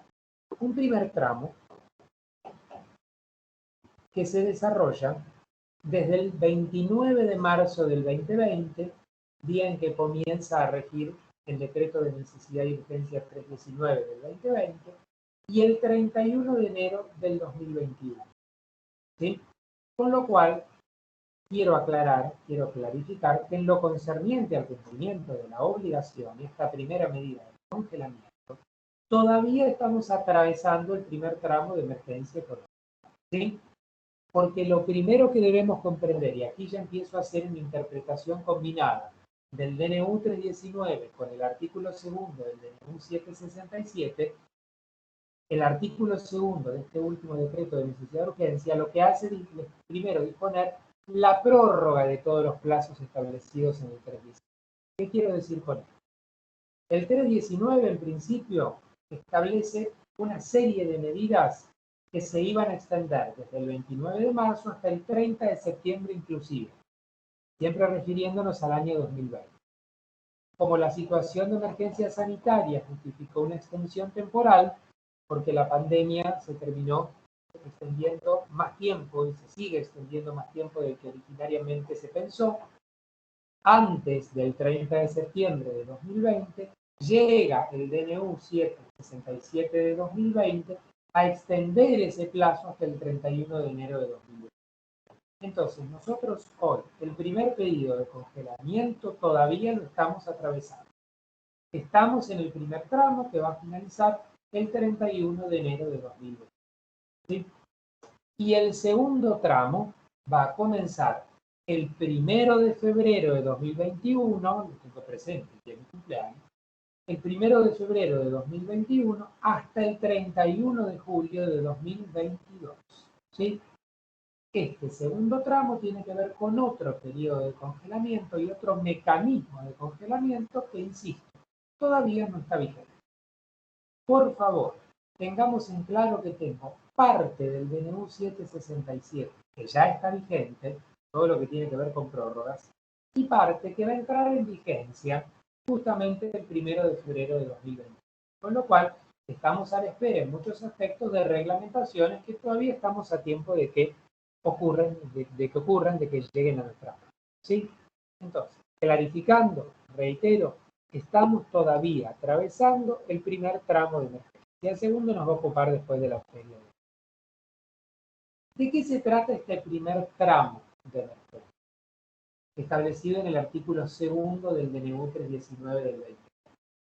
Que las cuotas, ¿sí?, comprendidas en todo este primer tramo no podrán exceder, ¿sí?, el valor contemplado al mes de marzo de 2020. ¿Bien? No quiere decir que tienen que ser iguales, ¿sí?, a la cuota de marzo de 2020. Esto en algún momento se ha incluso llegado a escribir así, y no es correcto, ¿sí? La cuota queda congelada en el sentido que no puede superar. A eso nos referimos con congelamiento. Se aclara esto porque del mutuo hipotecario puede surgir de pronto, qué sé yo, que a partir de enero de 2021 la cuota iba a ser menor a la de 2020. Bueno, en esos casos, sin duda va a ser menor, no me va a quedar congelada el valor de marzo de 2020. El congelamiento es congelamiento como tope, no congelamiento como valor. Entonces, nunca cuota correspondiente a los periodos de este primer tramo de emergencia económica puede ser superior a la cuota del mes de marzo de 2020. Este es un parámetro de congelamiento bien claro y establecido de conformidad al artículo segundo del DNU. A partir de las cuotas que se devenguen en febrero de 2021, empieza el segundo periodo, el segundo tramo de emergencia económica, donde ya va a empezar a regir un congelamiento que se va a regir por otras normas, por el llamado esquema de convergencia que surge del anexo primero, que todavía es el anexo único, del DNU 767, de acuerdo a su artículo tercero. ¿Bien? y sin perjuicio de lo que establece el artículo 4 de esa norma que ahora vamos a ver. Ese esquema de convergencia tiene que ver con un coeficiente de aplicación de cuyo cálculo va a surgir cuál va a ser el valor, el tope que no puede exceder la cuota correspondiente a cada uno de los. De hecho, ustedes si ven el anexo 1 del decreto de necesidad de urgencia 767, tengo un coeficiente desde febrero de 2021 hasta julio de 2022 inclusive, que es, recordemos, regresemos a la pantalla anterior, el último mes de este segundo tramo de emergencia económica. Con lo cual, fíjense que tenemos una proyección de emergencia económica en materia hipotecaria por motivo de la pandemia, en la que todavía nos falta más de un año y medio de transcurso, ¿sí? Porque con seguridad es un periodo que se va a extender hasta que finalice julio del año 2022, ¿bien? ¿Qué me dice este artículo cuarto del DNU 767? ¿Sí? Nos dice, se titula Relación entre cuota e ingreso. Entonces nos dice que a partir de la vigencia del presente decreto y hasta el 31 de julio de 2002, las entidades financieras, y me permito aquí hacer un paréntesis, con lo cual mucho cuidado, porque lo que dispone el artículo cuarto se aplicaría solamente a la hipoteca bancaria. Cuidado con esto. Mientras todo lo que venimos mencionando se aplica a todas las hipotecas comprendidas en el régimen de emergencia. Lo que vamos a mencionar ahora se aplicaría solamente a la hipoteca bancaria, ¿sí? Por esta referencia que se hace a entidades financieras. Deberán habilitar una instancia para considerar la situación de aquellos clientes comprendidos o clientas comprendidas en el presente decreto que acrediten que el importe de la cuota a abonar supere el 35% de sus ingresos actuales, considerando él o los deudores o codeudores o deudoras o codeudoras y computados en igual forma lo previsto al momento del otorgamiento de la financiación, debiendo contemplar situaciones especiales debidamente acreditadas que deriven en una variación de los codeudores o codeudoras consideradas en su. Las entidades financieras que adopten este tratamiento especial deberán informarlo a sus clientes o clientas y a la superintendencia de entidades financieras y cambios. Esto tiene por supuesto, una reglamentación pendiente, porque esto va a empezar a regir a partir de febrero de 2021, con lo cual todavía no está vigente. Pero fíjense que esto solamente regiría para las hipotecas bancarias, en aquellos casos en que hoy representa para mí la relación de la cuota de ingreso más del 35% de mis ingresos, sea porque tengo menos trabajo, sea porque mi salario no se actualizó de la misma forma que habría quedado actualizado el valor de la cuota hipotecaria. ¿Podrá establecerse esto para la hipoteca constituida a favor de un particular? Y muchos pensamos que por analogía debería aplicarse esto, al menos como parámetro de refinanciación hipotecaria, más allá de que otras situaciones pueden surgir a partir de la aplicación de otras normas dentro de esta normativa. ¿Se comprende esto? Entonces, más allá del congelamiento y de cómo el congelamiento se dispone en el primer tramo de emergencia económica o en el segundo tramo de emergencia económica, tenemos distintas normas en ambos decretos con respecto a qué me sucede con la diferencia impaga, ¿sí? A ver, yo todavía estoy en el primer tramo, congelo el valor de la cuota de marzo, en el sentido que más de lo que yo tenía que pagar en marzo de 2020, no tuve que pagar, ni en abril, ni en adelante, ni va a ser hasta el 31 de enero de 2020. Bien. ¿Qué me pasa con el remanente impago? Con esa diferencia entre la cuota pactada y la cuota congelada. Ante todo, la postergación de su exigibilidad. Bien, la exigibilidad estaba postergada inicialmente al mes de octubre de 2020. Hoy me quedó postergada al mes de febrero de 2021. Desde el momento que el artículo segundo del 767 me prorrogó todo aquello que me disponía el DNU 319 al 30 de septiembre, al 31 de enero de 2021, recién hoy me lo van a poder exigir con la cuota de febrero de 2021. ¿De acuerdo? ¿Cómo se va a pagar esa diferencia? En no menos de 3 cuotas. ¿Sí? Con lo cual, sí o sí cuotas y no menos de 3. Y sin que se puedan aplicar intereses de ningún tipo. Ni moratorios, ni punitorios, ni compensatorios. Con lo cual es una deuda desprovista de todo tipo de interés. Por supuesto, estamos hablando de una situación excepcional porque termina siendo un pago puntual, aunque la impuntualidad claramente no obedecería ninguna conducta imputable al deudor, ¿sí?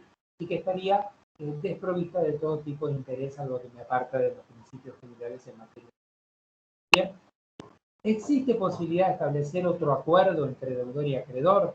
Sí, por supuesto que existe esa posibilidad, mientras ese acuerdo no sea perjudicial para los intereses del deudor. Esto ya me lo disponía el DNU 319 y no es distinto a lo que pueda disponer el DNU 767 para el primer tramo de deuda. Pero para las cuotas correspondientes al segundo tramo de emergencia, ¿sí?, se prevé la posibilidad de convertirlas a UVA, ¿bien?, en el marco del esfuerzo compartido y en cuotas que no pueden exceder el valor de la cuota original del préstamo. Con lo cual, fíjense que vamos a atravesar tiempos a partir de febrero de 2021 en que una hipoteca que inicialmente pudo no haber sido constituida con arreglo a la ley 27271 sí pueda ser refinanciada con sujeción a esa ley.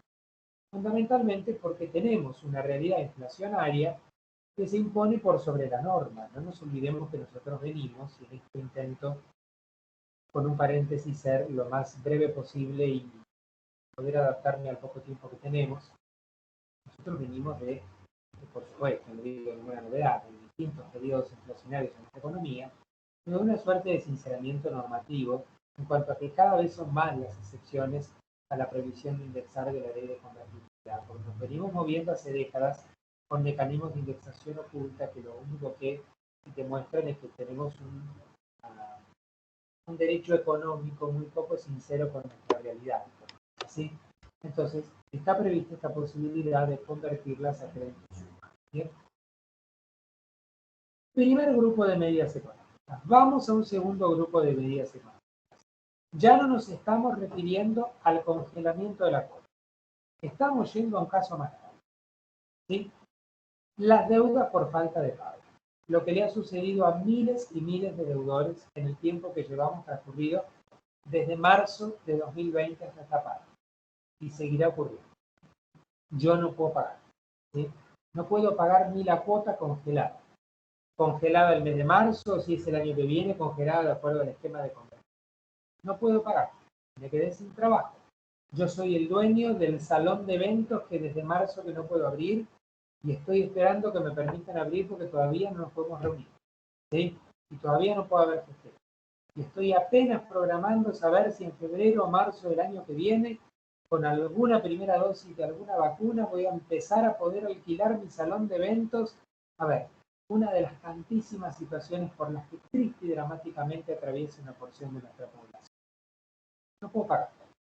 O no puedo pagar en el tiempo establecido, o puedo pagar esto que es lo que puedo. ¿En qué situación están estas tres hipótesis en particular? La ausencia de pago, el pago impuntual o el pago parcial. Y quiero, por favor, distinguirlas bien del pago de la cuota congelada, ¿sí? Estos supuestos también fueron supuestos de los cuales se ocupó el DNU 319 concretamente en su artículo 6.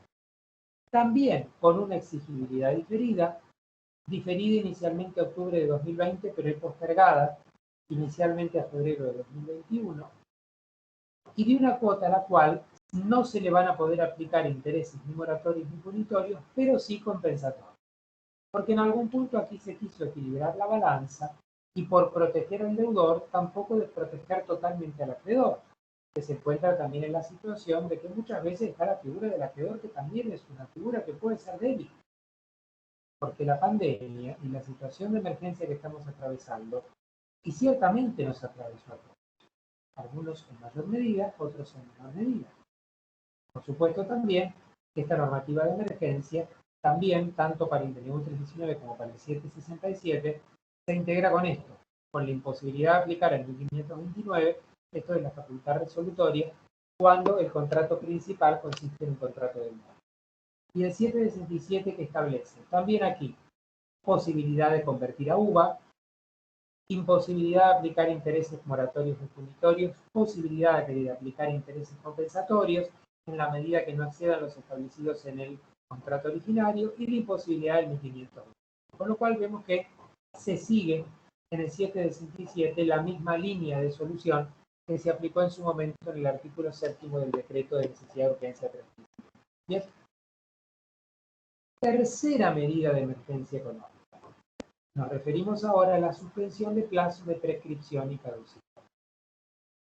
Dispone el artículo 4 del DNU 319 que hasta el 30 de septiembre del año en curso, entre paréntesis, por la prórroga del artículo 2 del 767, léase hasta el 31 de enero del 2021, quedan suspendidos los plazos de prescripción y de caducidad de instancia de los procesos de ejecución hipotecaria y de créditos pendarios actualizados.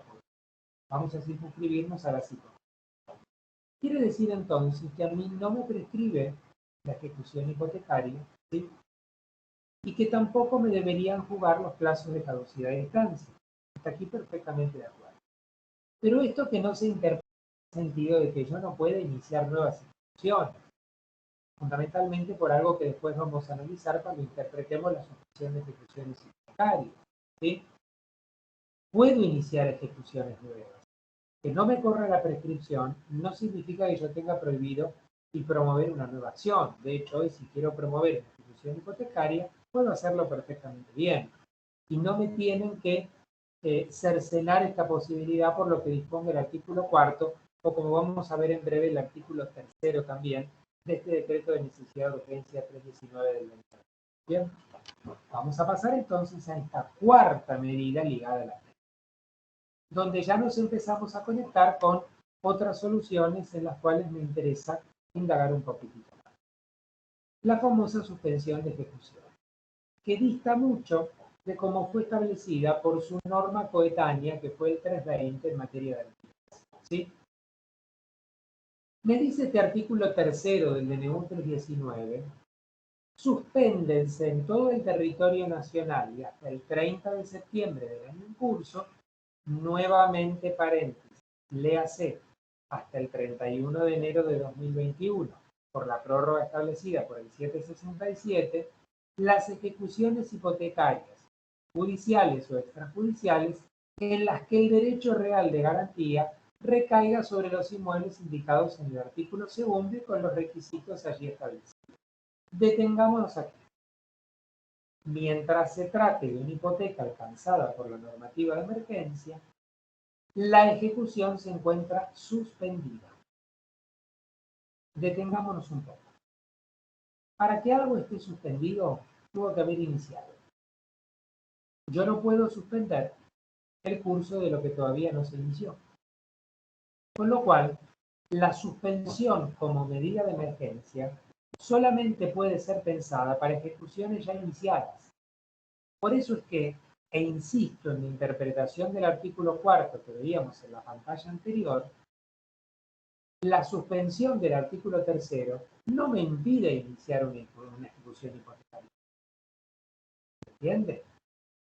En marzo, en abril, en mayo, en la medida en que yo podía promover una acción en distintas demarcaciones o jurisdicciones de nuestro país, yo no podía iniciar una ejecución.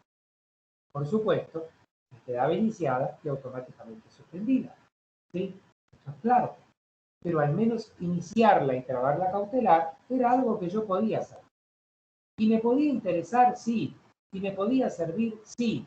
Porque como vamos a ver en breve, ir iniciando y trabando la cautelar me permitía ir logrando un posicionamiento registrado en términos de prioridad para el caso de que hubiera más de una hipoteca sobre el inmueble, o que pudiera llegar otra cautelar afectando el inmueble. ¿Entiende? Entonces, reitero, suspensión es una palabra que me da la pauta de algo que ya se había iniciado.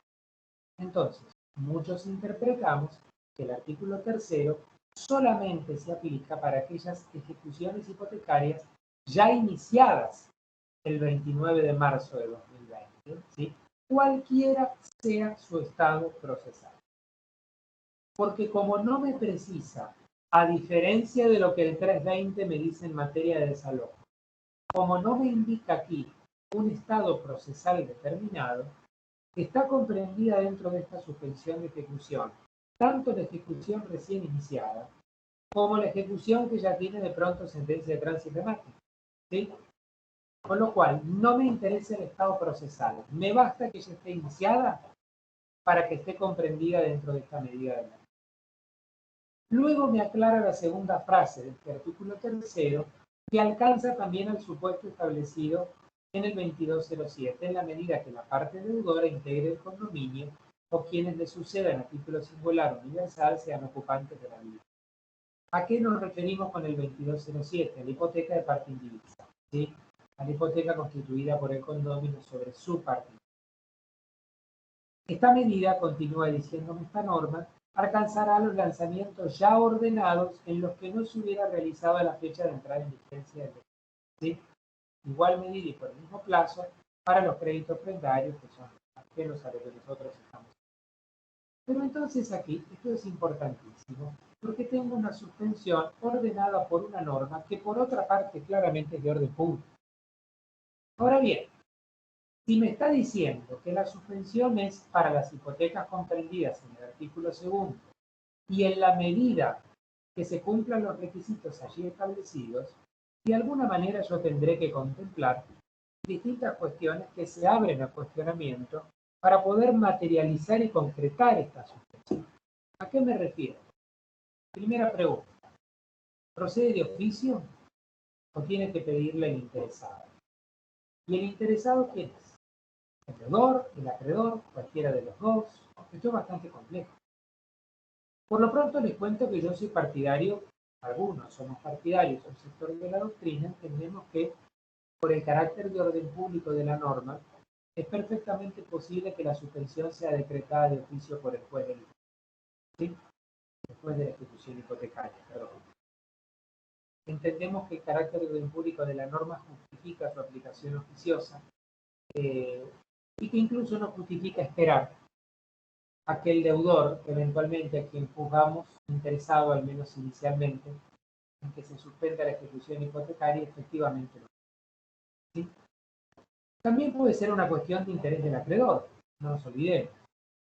Que esté suspendido, vamos a ver en un rato que está ligado también, suspendido el proceso, que está ligado también a la suspensión del curso de los plazos registrales de caducidad, ¿sí? Plazos de caducidad totalmente distintos a los de caducidad procesal. Entonces el acreedor puede tener un interés en suspender la ejecución para que le quede suspendido el curso de la inscripción. En un rato vamos a hablar de esto. Pero lo cierto es que muchos interpretamos que podría ser perfectamente posible, y esto no quiebra el principio procesal dispositivo, una suspensión oficiosa decretada por el juez de la ejecución. Pero además de esto, nos preguntamos, ¿es necesario previamente verificar que se cumplen esos requisitos? ¿Y cómo verificamos estos requisitos? Porque venimos observando en esta tarea de, valga la redundancia, observatorio judicial que vamos siguiendo a partir de distintos casos o de interconsultas que nos van llegando, venimos observando distintas reacciones y distintos criterios por parte de los jueces, ¿sí? Tenemos desde aquellos jueces que consideran que se aplica oficiosamente y en principio a toda hipoteca que tenga contemplado en su título constitutivo el destino vivienda, ¿sí? Luego que sea eventualmente el acreedor hipotecario el que me pruebe que eventualmente esta hipoteca no está alcanzada por la suspensión, ¿sí? O la parte interesada, pero en principio yo, digámoslo así, le creo a la escritura pública su destino vivienda, ¿sí? A menos que me prueben que está viviendo otra persona o que allí se instaló un local comercial o una oficina profesional, pero pongo la carga probatoria en función de quien tenga interés en rendir esa prueba. O bien aquellos otros que dicen, bueno, entonces voy a librar un mandamiento de constatación para saber si efectivamente esto sigue teniendo destino vivienda y quién es el que está ocupando. Encontramos distintos criterios. Entonces, en esto, todavía insisto, no tenemos una jurisprudencia frondosa que nos pueda dar una pauta de interpretación en términos generales. Más bien creo yo que lo que tenemos son primeras ideas que son al revés, las que están empezando a movilizar los primeros decretos de suspensión y las ejecuciones hipotecarias. Yo creo, insisto también aquí, tenemos que movernos en un ámbito de cierta flexibilidad.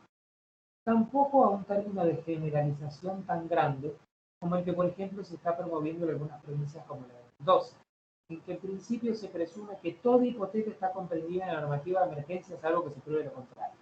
Porque eso ya es demasiado. Porque yo puedo tener incluso hipotecas en las que su propio título constitutivo no me está hablando de vivienda única, son de campos, de terrenos baldíos, de oficinas, de locales comerciales, en las que es absurdo pensar que pueda prácticamente entender la hipoteca constituida y comprendida dentro de esta normativa. Pero sí creo que mientras el título hipotecario anuncie que es destino vivienda, bueno, acompañemos en principio la posibilidad de suspender la ejecución, salvo que, reitero, la parte interesada tenga la posibilidad de rendir prueba contraria y que se pueda levantar la suspensión.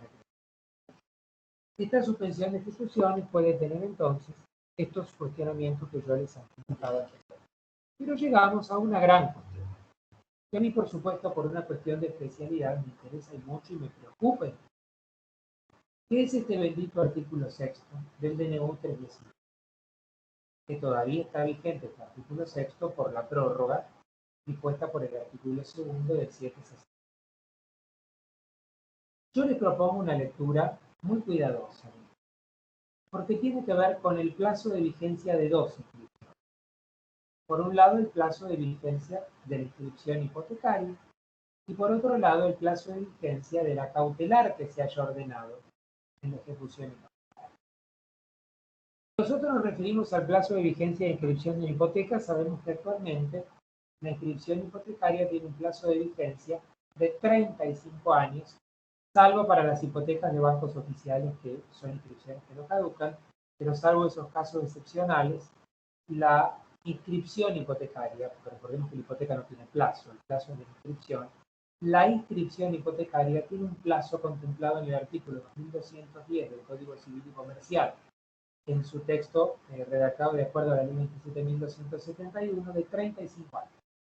¿Bien? Y las cautelares, concretamente el embargo ordenado desde la ejecución hipotecaria, tiene, como todo embargo, por el artículo 37, inciso B de la 17801, un plazo de vigencia a su inscripción de 5 años. ¿Sí? Con lo cual estoy hablando de inscripciones que duran 35 años o 5 años de acuerdo al caso. Bien, ¿qué me dice esta norma? Yo primero les propongo una lectura completa para después concentrarlos en sus dos segmentos. Se titula Prórroga de inscripciones registradas. Y luego me habla primero de una prórroga y después de una suspensión, que son dos cosas totalmente distintas. ¿Sí?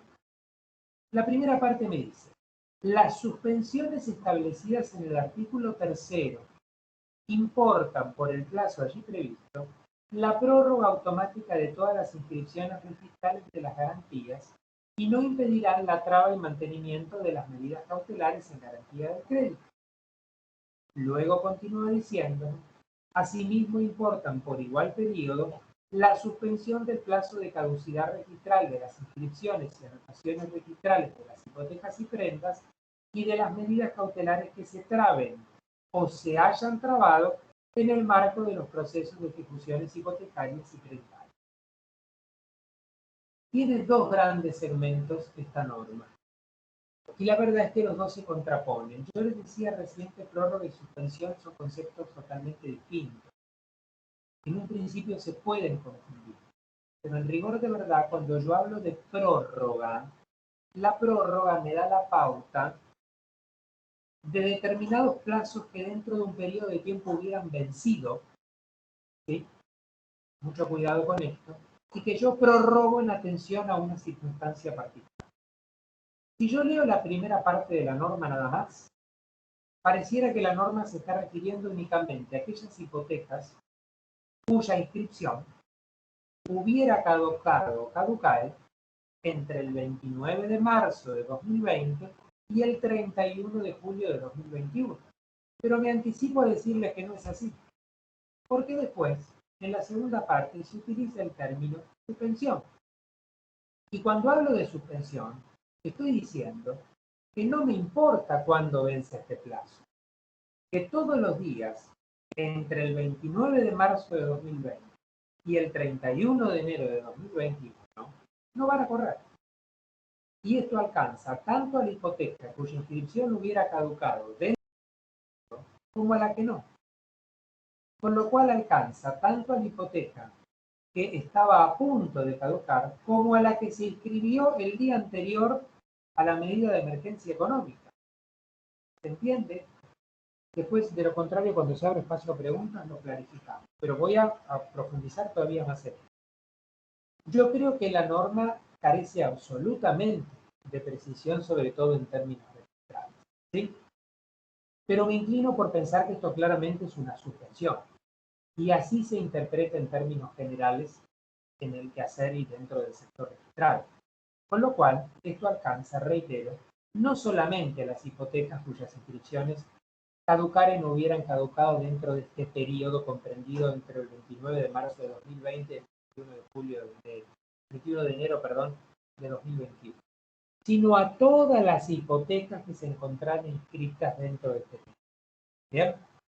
Lo cual genera un gran desafío, porque muy probablemente se trata de una inscripción que va a caducar dentro de 33, 34 años, cuando ya nadie se acuerde de esta pandemia o todos la recordemos como un hecho histórico, ¿sí?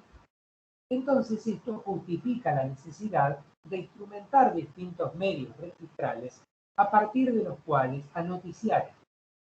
Pero yo les propongo releer sobre todo la primera parte. Fíjense cómo empieza la norma.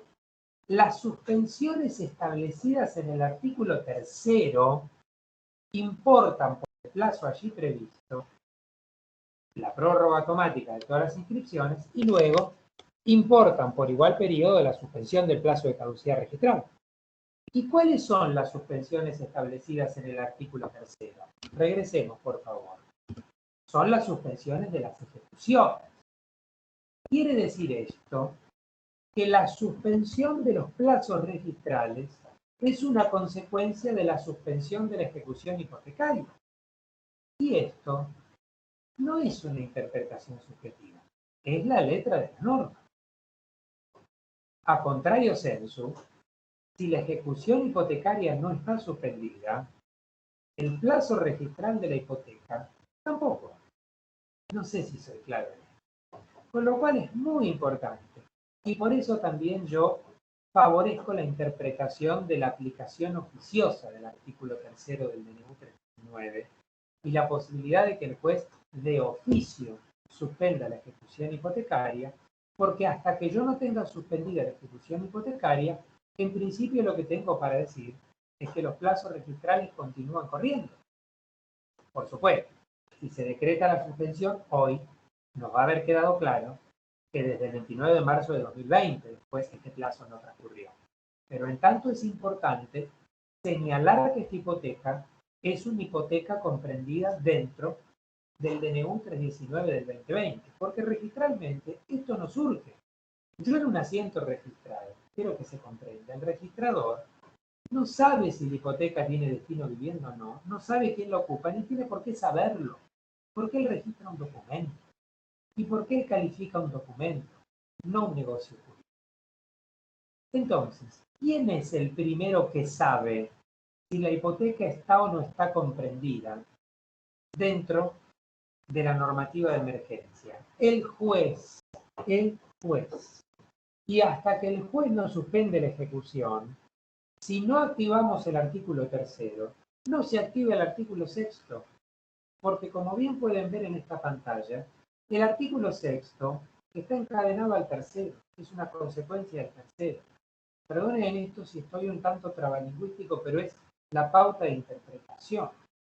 ¿Y por qué hago hincapié en esto? Porque el esquema que se debe pensar es el siguiente. El juez suspende la ejecución. Podemos discutir si procede de oficio o no, pero hay una resolución judicial que suspende la ejecución por ser una hipoteca comprendida en los DNU 319 y 767. ¿Sí? Y automáticamente el juez tiene que oficiar al registro de la propiedad inmueble correspondiente para noticiar que esta hipoteca está comprendida en el 319. El registro recibe la comunicación del juez y tiene que practicar un asiento registral, cuyo modelo algunos registradores ya elaboraron y otros no, eso no importa, ¿sí? que se va a practicar también en el rubro correspondiente a gravámenes o restricciones, o sea, en nuestro formato de folio, en la segunda columna, en la misma columna donde está inscrita la hipoteca, en el asiento subsiguiente en el que corresponda, se va a practicar en relación al asiento hipotecario, que es una hipoteca DNU 319 del 2020, ¿para qué? Para que en el futuro, cuando haya que computar plazos, sepamos que desde el 29 de marzo de 2020 hasta el 31 de enero de 2021, esos días no los cuento, ¿sí? Y aquí el esquema cierra. El juez fue el que suspendió el proceso, es el único que puede suspender el proceso, y ahora van a ver por qué insisto tanto en esta idea que parece tan básica. Se lo anoticia al registrador y el registrador lo publicita para la posterior interpretación de la situación registral de tipo. ¿Por qué aclaro? Porque nosotros tenemos una resolución, que es la resolución 35 del 2020 de la provincia de Buenos Aires, del registro de la propiedad inmueble de la provincia de Buenos Aires, que dispone en el último de sus artículos que el notario deberá calificar, antes de constituir una hipoteca o antes de una escritura de venta, de donación, de permuta de un inmueble hipotecado, si la hipoteca está o no está comprendida en la normativa de emergencia económica que nosotros estamos analizando en esta capacitación. La gran pregunta es, vamos a imaginarnos una situación puntual, ¿sí? Hoy, que ya estamos en época de distanciamiento social, donde ya superamos el aspo y al que esperamos no volver, ¿sí? Y que tenemos ya todas las notarías, las escribanías con sus puertas abiertas, al menos en el ámbito de nuestra provincia y de Cava, vamos a imaginar que se requieren los servicios de un notario para una escritura de venta. El inmueble está hipotecado. Perfecto. Pide certificado de dominio del notario, surge una hipoteca. Bien. Se estudian los antecedentes, la hipoteca, según dice su título, es destino vivienda. Perfecto, destino vivienda.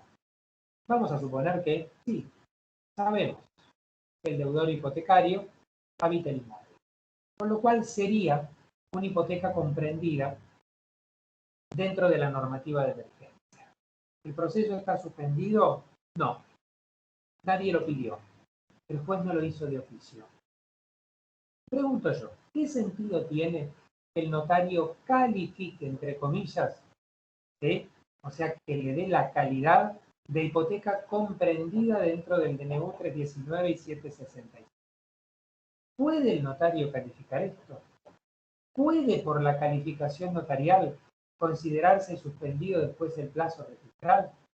Cuando el artículo 6 del DNU 319 establece que la suspensión del plazo registral es una consecuencia de la suspensión de la ejecución hipotecaria. Si frente al caso la ejecución hipotecaria no tiene una resolución judicial que la suspenda, claramente no. Se les está dando a los notarios una responsabilidad adicional que no les corresponde. Por eso yo en otro ámbito a los notarios lo que les aconsejo es que no hagan una calificación. Porque la verdad es que estarían casi, y no por voluntad de ellos, sino que la norma en esto es claramente desprolija, estarían casi arrogándose una función que es propia del juez. ¿Quién es el juez el que tiene que calificar si se dan o no se dan los registros? ¿Qué va a venir un notario a lograr la suspensión del plazo registral cuando la ejecución hipotecaria no está suspendida? La pregunta ¿es caprichosa la solución del artículo 6 al decir que necesito ejecución suspendida para que el plazo registral esté suspendido? No, no es caprichoso. En esto no critiquemos a la norma porque tiene su razón de ser. Volvamos a los orígenes, a por qué existe la caducidad registral. ¿Sí? ¿Por qué existe la caducidad registral? ¿Por qué a los 35 años una inscripción hipotecaria caduca? ¿Por qué a los 5 años de inscripción de un embargo caduca? Salvo que se haya pedido, por supuesto, previamente las respectivas reinscripciones, ¿no? ¿Por qué? Porque se entiende que son inscripciones registrales que están sujetas a un posible proceso judicial o precedidas por un proceso judicial en el caso del embargo. Y entonces se presume que dependen de una instancia y de un quehacer y de una actividad procesal que se tiene que producir o se está produciendo. A punto que si no se produce, y ya transcurre el tiempo, este asiento registral se extingue por vía de caducidad. Pero la pregunta aquí es lógica, el razonamiento aquí es lógico. Si yo durante todo este tiempo no pude avanzar con el proceso, es lógico que tampoco me corre el tiempo en el registro. ¿Se entiende por qué este ligamen entre la suspensión de la ejecución y la suspensión del proceso? Si yo no pude avanzar con el proceso, es lógico que no me avance el tiempo en el registro. Si me congelaron el procedimiento judicial, congéleme, señor legislador, también el tiempo de mi asiento registral. De lo contrario, es tiempo que a mí me corre en contra. Ahora, si el proceso no estuvo suspendido y en la práctica avanzamos, ¿por qué tiene que quedar congelado el plazo? Hay una lógica en el ligamen entre el plazo procesal y el plazo registral en esta suspensión que establece la normativa de la ley. Que en algunas demarcaciones no está siendo prolijamente analizado. Por eso es que particularmente yo no comparto la solución de provincias. No es solo la de la provincia de Buenos Aires, sino también otras tantas que subieron sus mismas aguas, no todas por suerte, que decidieron seguir esta situación de que también el notario califica. Yo les digo, ¿para qué? ¿Usted, registrador, va a suspender el plazo registral si el juez no suspendió el proceso frente al artículo 6? No. Entonces, ¿para qué le está pidiendo al notario que califique? Para enterarse nomás. Simplemente para enterarse. Entonces, esto requiere prolijar mucho. Requiere razonar que aquí el origen de todo es una ejecución suspendida.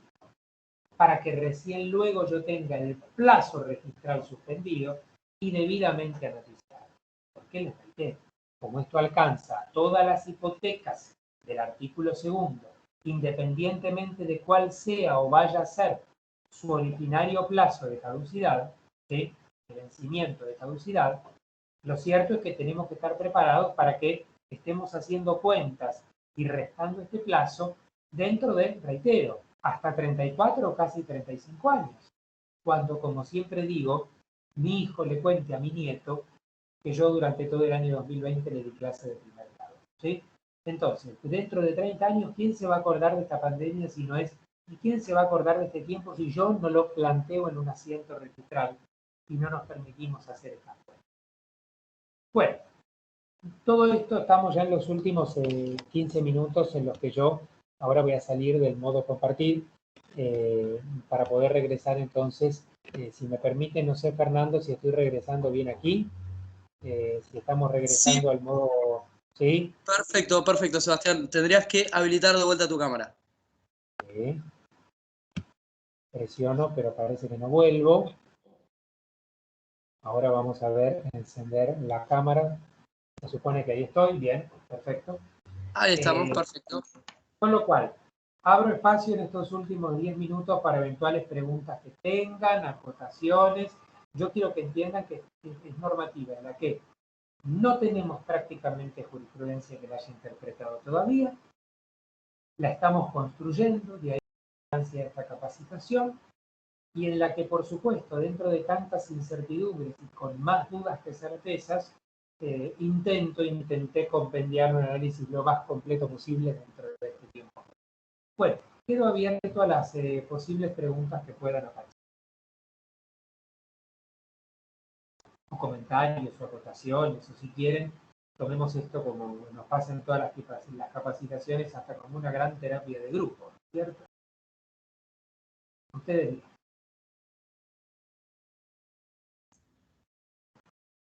Sebastián, Parece que no las hay. mientras te leo Sí. una pregunta de Valeria Carbajo que nos preguntaba en el chat.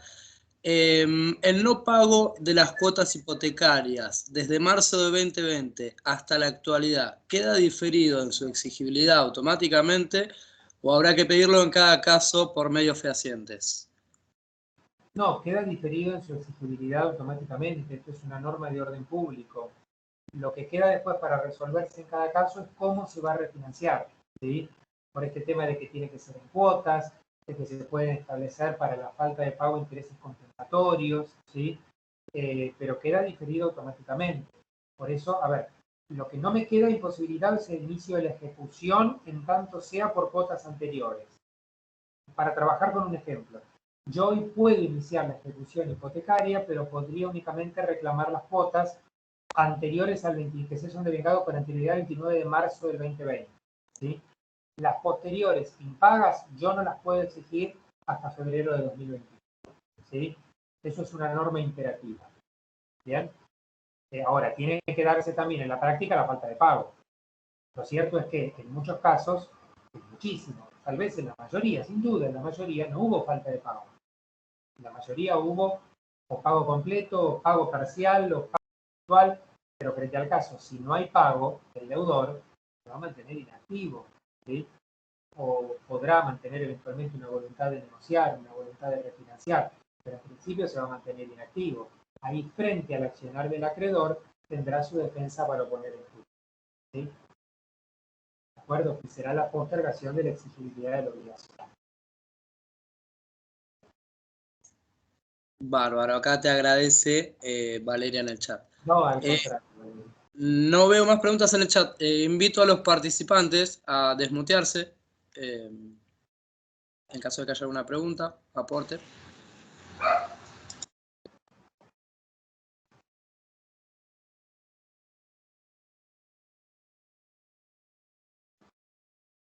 Bueno, parece que no lo hay, Fernando. Parece que no tenemos pregunta. Acá Gladys en el chat comenta excelente ponencia. Valeria vuelve a agradecer. Si no hay ninguna pregunta, cerramos hasta acá, si te parece, Sebastián. Perfecto, entonces queda el material, yo después te lo envío, Fernando, el PowerPoint, ahí en el PowerPoint está mi página web, ahí hay un formulario de contacto donde me pueden escribir, es un correo que me llega directamente a mí, como siempre les digo, depende del día, a veces contesto en un día, 2, 3 o 4, pero contesto siempre, así que ante cualquier inquietud, con absoluta informalidad y soltura, me pueden escribir tranquilamente, que siempre, ¿sí? Ha sido un placer. Yo lo único que espero, como les digo siempre, es que la próxima nos veamos presencial. Porque para ustedes, que ya les resulta terrible escuchar hablar una máquina, imagínense ustedes lo que es hablarle horas y horas a una computadora. Así que espero que ya del DISPO vayamos a reuniones, aunque sea parciales, y podamos volver a encontrarnos como estamos habituados y que la nueva normalidad no nos prive de volver a la clase presencial. Había una mano levantada ahí. No alcancé a ver de quién. Claudia Lavagna.